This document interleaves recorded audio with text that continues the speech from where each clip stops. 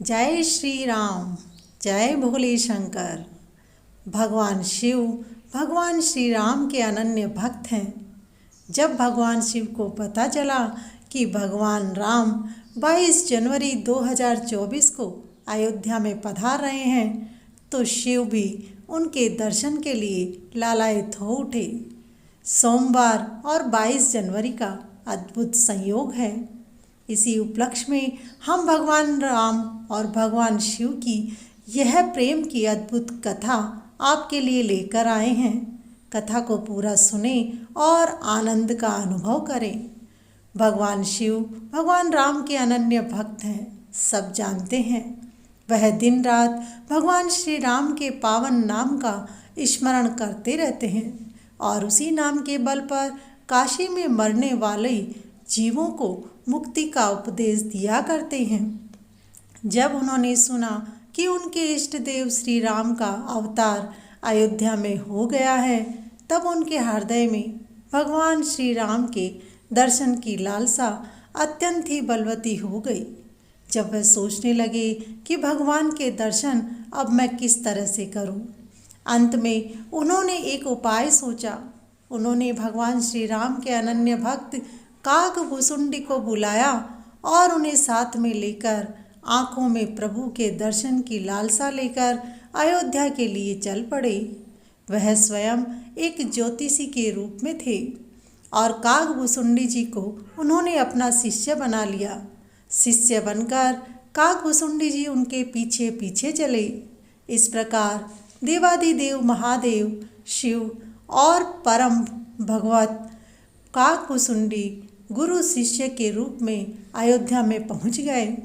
उस समय वे मनुष्य के रूप में थे, इसीलिए उन्हें कोई पहचान नहीं सका।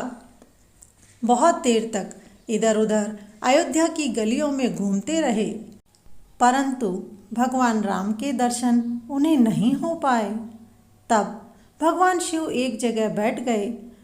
काकभुसुंडी जी ने कुछ ही पलों में भगवान शिव के महान ज्योतिषी होने की बात चारों ओर अयोध्या में घर घर में फैला दी।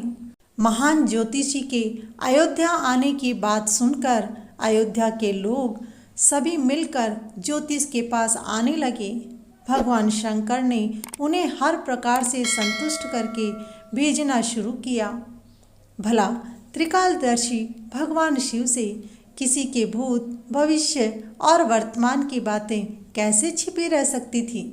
चारों ओर भगवान शंकर की ज्योतिष मर्मज्ञता की चर्चा फैल गई थी। कुछ समय में ही ज्योतिषी की विशेषता की चर्चा राजभवन की दासियों ने सुनी और उन्होंने भी अपने बच्चों के भविष्य की जानकारी ज्योतिष महाराज से प्राप्त की। फिर भगवान शिव के भाग्योदय का समय आ गया। शीघ्र ही दासियों के माध्यम से राजभवन में कौशल्या ने प्रकांड ज्योतिष के आगमन का समाचार जब सुना, तब जल्दी ही भगवान शिव को सम्मान के साथ महल में बुलाया गया। भगवान शिव ने जब भगवान राम को माता कौशल्या की गोद में बालक के रूप में खेलते हुए देखा तो वो भाव विभोर हो उठे और बोल पड़े, व्यापक ब्रह्मा निरंजन निर्गुण विगत विनोद सुअज प्रेम भगति बस कौशल्या की गोद। भगवान शिव का राजमहल में यथोचित सत्कार किया गया। सुमित्रा तथा कैकेयी भी उनके पुत्रों के साथ कौशल्या के भवन में पहुंच गई। सभी माताओं ने भगवान शिव के चरणों में अपने बालकों को प्रणाम करवाया और उनसे अपने बच्चों के भविष्य के बारे में पूछा। तब भगवान शिव ने राम और तीनों भाइयों के सुयश का विस्तार से वर्णन उन्हें सुनाया। अब कुछ पल के बाद भगवान शिव को इस आनंदित पल को छोड़ करके कैलाश पर्वत की ओर लौटना पड़ा। भगवान राम जब 14 वर्ष के वनवास के लिए अयोध्या छोड़कर वनों में गए थे, तब वे गुप्त रूप से जाबाली ऋषि से नर्मदा के तट पर मिलने आए थे। उस समय वह स्थान पर्वतों से घिरा हुआ था और चारों ओर कंकर पड़े थे। भगवान शंकर ने जब ये देखा कि उनके इष्ट देव वन में हैं, नंगे पांव हैं और पैरों में उनमें कंकर ना चुभे, इसके लिए भगवान शंकर ने सभी छोटे छोटे कंकरों को गोलाकार बना दिया। इसलिए ही तो कहते हैं कंकर कंकर में शंकर बसते हैं। जब प्रभु भगवान राम रेवा तट पर पहुँचे तब गुफा से नर्मदा नदी का जल बह रहा था। राम यहीं रुके और बालू एकत्र किए, फिर बाद में शिवलिंग बनाया। 1 महीने तक उसका नर्मदा के जल से अभिषेक करते रहे।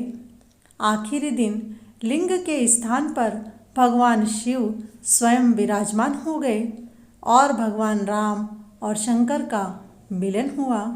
अद्भुत संयोग, आज 22 जनवरी को भगवान राम अयोध्या लौट रहे हैं और सोमवार के दिन भगवान शिव का और राम का मिलन भी हो रहा है।